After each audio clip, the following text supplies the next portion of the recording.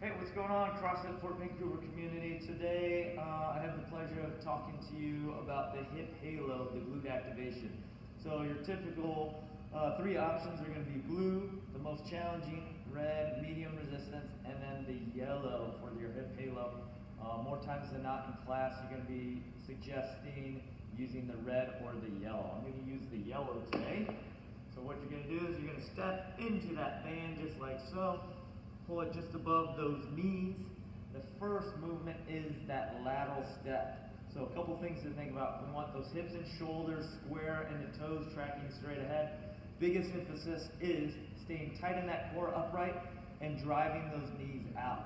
That lateral step, we're going to go from hip to shoulder width. Just little baby steps. Hip to shoulder, knees out, hip to shoulder.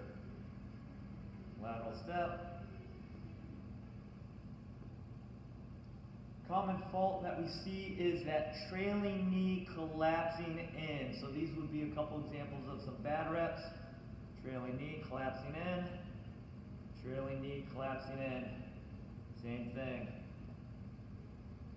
Two more good reps. Again, knees out just outside of that third toe, hip to shoulder. Beautiful. Our next movement is going to be that cowboy walk. I'm going to spread my feet out to about shoulder width apart. Emphasis, those knees out, little bitty steps. Really want to think about those hips and shoulders square, so minimal pelvic rotation. The cowboy walk. Toes pointed straight ahead. That is the cowboy walk. A couple bad reps would be if those knees cave in. Going so wide. Bad reps, that knee collapsing in. Emphasize knees out. Here's some good reps. Next we have the drop step. Thinking about minimal pelvic rotation, toe to heel, and that stance leg, that pushing that knee out. Toe to heel, knee out, step back, drop step, toe to heel, knee out.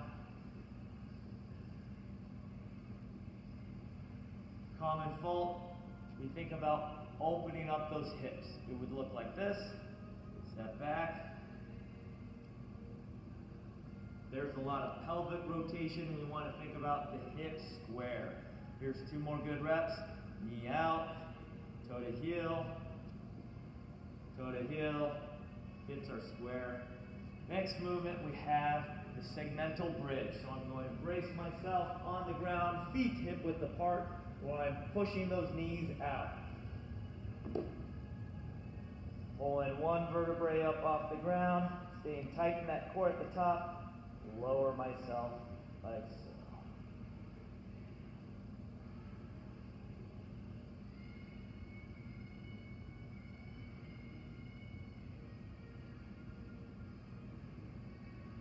After the segmental bridge, we have the single leg bridge.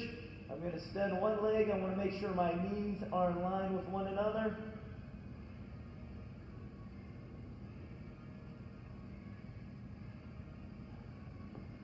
Here's some on the other leg.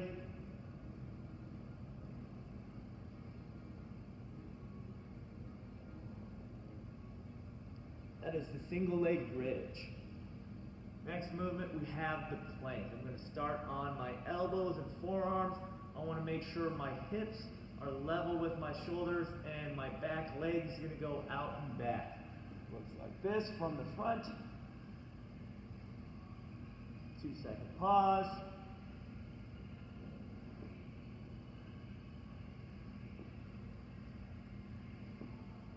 Here's a couple of reps from that side.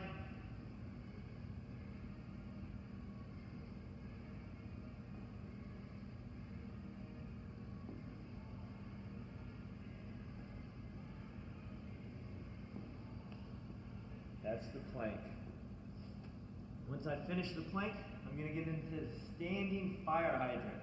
So I'm going to shift my weight to one side, trying to keep that knee in line with my toe. I like to keep my hands on my hips so that I can keep my shoulders and, more importantly, my hips square. I want to minimize that pelvic rotation. I'm going to think about that back leg going out and back. Looks like this.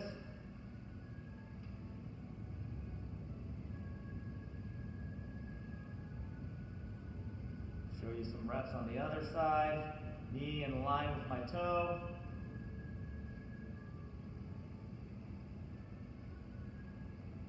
Hip square. What I'm trying to avoid, here's a couple examples. A lot of pelvic rotation, so these would be some bad reps. Where I open so far, my hips open up. Back to some good reps.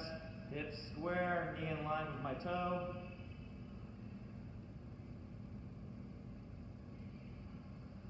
And last but not least, we have the squat.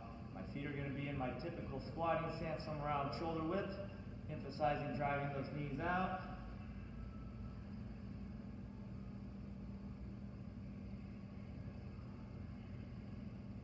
And that is your hip halo glute activation. Oh, I can't even get off the leg. Thanks for coming, guys.